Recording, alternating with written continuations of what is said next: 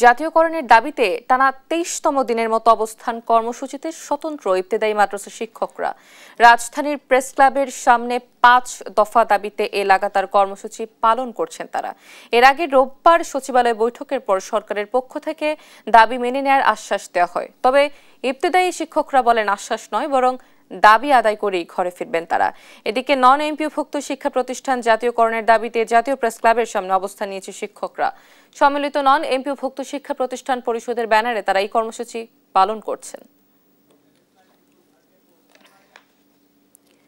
দর্শক, ইবতেদায়ী মাদ্রাসা ও নন এমপিওভুক্ত শিক্ষকদের কর্মসূচির খবর জানাতে সরাসরি যোগ দিচ্ছেন সহকর্মী ইউসুফ ভুইয়া। আমরা যুক্ত হচ্ছি। ইউসুফ, কর্মসূচিতে শিক্ষকরা কি বলছেন জানাবেন?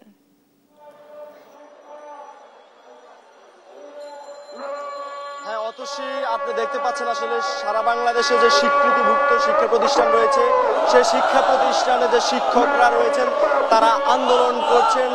তাদের এই আন্দোলনের মূল দাবি হচ্ছে সারা বাংলাদেশের যত স্বীকৃতিভুক্ত শিক্ষা প্রতিষ্ঠান সেগুলো এমপিওভুক্ত করতে হবে এবং সেই সঙ্গে শিক্ষকদেরকেও এমপিওভুক্ত করতে হবে। আপনারা আমার পিছনেই দেখতে পাচ্ছেন শিক্ষকরা সকাল থেকে এখানে আন্দোলন চালিয়ে যাচ্ছেন। এই আন্দোলনটি শুধু আজকেই নয়, আসলে গত ৩ দিন যাবত এই আন্দোলন চলছে। তারা তার আগেও আন্দোলনে নেমেছিলেন। এখন আজকে 3 দিন যাবত তারাই আন্দোলন করছেন। তারা বলছেন সারা বাংলাদেশের যে ধরনের শিক্ষা প্রতিষ্ঠান রয়েছে, স্কুল, কলেজ, মাদ্রাসা সহ সকল মাধ্যমিক, উচ্চ মাধ্যমিক এবং ডিগ্রি পর্যায়ে শিক্ষা প্রতিষ্ঠান, সেই শিক্ষা প্রতিষ্ঠানের শিক্ষকদেরকে এবং শিক্ষা প্রতিষ্ঠান দুটোকেই এমপিওভুক্ত করতে হবে। এই দাবিতে আসলে প্রেস ক্লাবের এবং সচিবালয়ে যে মধ্যস্থান রয়েছে সেই স্থানে তারা অবরুদ্ধ করে আন্দোলন চালিয়ে যাচ্ছে এবং আন্দোলনের পর্যায়ে আমরা বেশ অনেক সংখ্যক শিক্ষককে দেখতে পাচ্ছি। এই আন্দোলনটি আসলে সম্মিলিত নন এমপি ঐক্য পরিষদের ডাকে তৈরি হয়েছে এবং তারাই আন্দোলন চালিয়েছে। আমরা আসলে কয়েকজন শিক্ষকের সঙ্গে কথা বলতে চাই। আপনারা যে আন্দোলনে এসেছেন, এই আন্দোলনটি আপনাদের দাবি কি? আমাদের দাবি হলো সকল নন এমপিও শিক্ষা প্রতিষ্ঠান যেগুলো স্বীকৃত আছে সব একযোগে এমপিও দিতে হবে। এই ব্যাপারে সরকারের সঙ্গে কোনো ধরনের কথা হয়েছে কিনা? সরকারের আজকে মিটিং হওয়ার কথা, আজকে মিটিংয়ে ঘোষণা হওয়ার কথা, এখন না হওয়া পর্যন্ত আমরা অবস্থান করব। শুনছিলেন তাদের সঙ্গে সরকারের সঙ্গে কথা হয়েছে এবং আমরা আরো জনের সাথে কথা বলতে চাই।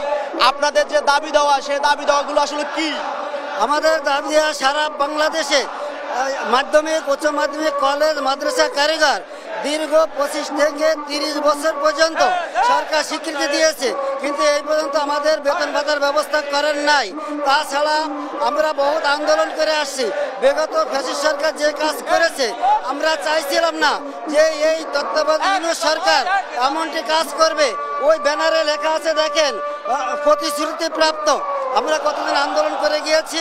তারা শুনছিলেন তাদের প্রতিশ্রুতি দিয়েছিল, কিন্তু তাদের প্রতিশ্রুতি দিল, তাদের দাবি দেওয়া আসলে মেনে নেওয়া হয়নি। তারা বলছিলেন শুধু আপনাদেরকে জানিয়ে রাখি, শুধু আসলে এখানে যে স্বীকৃতিভুক্ত শিক্ষা প্রতিষ্ঠানের শিক্ষকরাই আন্দোলন করছেন এমনটি নয়, সেই সঙ্গে 23 দিনের মতো আসলে ইবতেদায়ী শিক্ষকরা আন্দোলন চালিয়ে যাচ্ছেন। সেই সঙ্গে প্রতিবন্ধী শিক্ষকরা তাদের স্বীকৃতি দাবি, এমপিও স্বীকৃতি দাবিতে আন্দোলন চালিয়ে যাচ্ছেন।